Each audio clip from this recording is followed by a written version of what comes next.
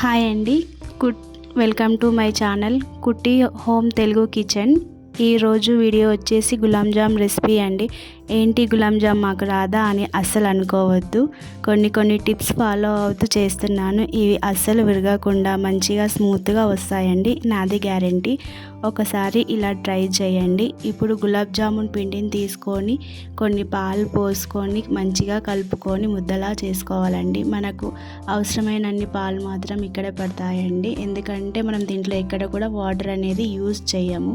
Water use చేయకుండా చేస్తున్నాము కాబట్టి పాల వలన స్మూత్నెస్ అనేది యాడ్ అవుతుంది. మంచిగా కలుపుకుంటూ అంతా దగ్గరకి తీసుకోవాలండి పిండిని. ఇలా ముద్దలాగా కలుపుకొని కొద్దిగా నెయ్యి అయితే వేసుకోవాలండి. నేను చెప్పాను కదా, టిప్ నెంబర్ 2, నెయ్యి వేసుకొని మంచిగా స్మూత్గా కలుపుకుంటే మంచిగా మనకు జామున్ అనేది విరగకుండా వస్తుందండి. టిప్ వన్ వచ్చేసి పాలుని యాడ్ చేసుకుంటాం కాబట్టి మనకు అక్కడ కూడా స్మూత్నెస్ అనేది యాడ్ అవుతుంది. ఇంకా ఇట్లా కలుపుకొని ఒక 5 to 10 minutes అట్లా పక్కన పెట్టుకోవాలండి. నేను ఒక కేజీ ప్యాకెట్కి 2 ప్యాకెట్స్కి అయితే చేస్తున్నాను జామున్, చిన్న ఈవెంట్ గురించి. సో నేను దానికి కేజీ వరకు షుగర్ సిరప్ గురించి తీసుకున్నానండి. దాన్ని కొంచెం వాటర్ పోసి సిరప్ అనేది రెడీగా చేసుకోవాలి.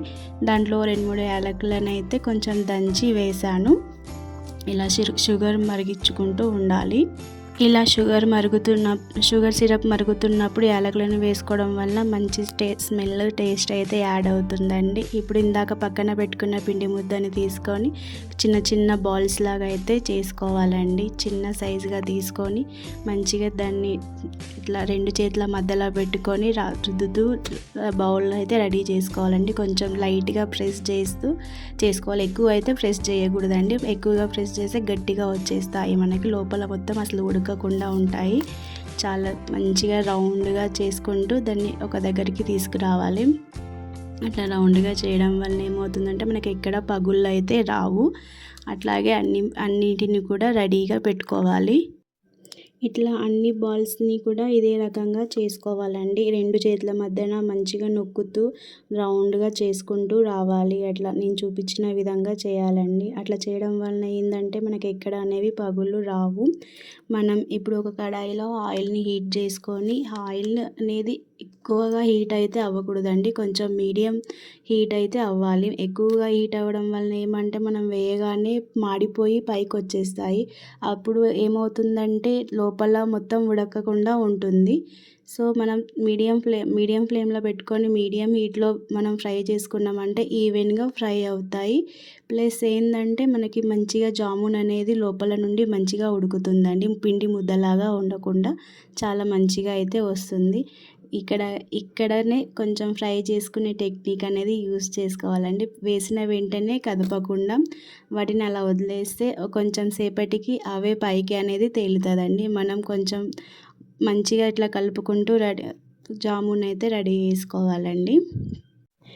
ఇలా మంచిగా కలుపుకుంటూ కదిలించుకుంటూ కలపడం వల్ల ఏమవుతుందంటే మొత్తం జామున్స్ అన్నీ కూడా మంచిగా ఈవెన్గా ఫ్రై అవుతాయండి.